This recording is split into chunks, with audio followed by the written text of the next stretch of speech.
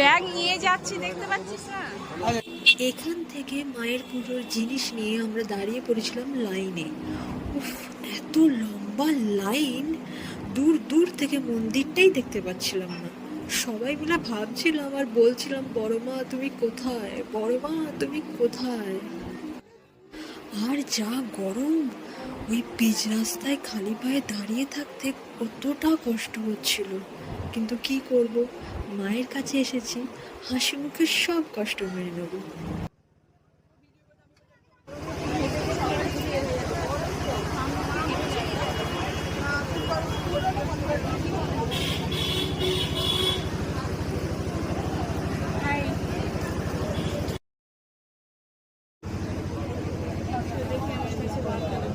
ঠিক আছে, আমার অন্য মেয়েটা অনেকদিন অন্য মেয়ে তো মেয়ে তো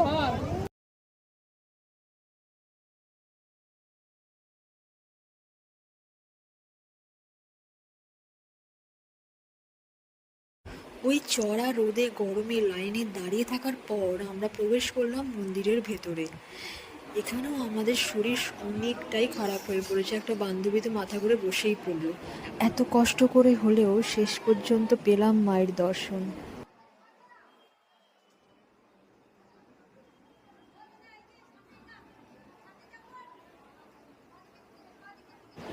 প্রথমবার মায়ের কাছে এলাম।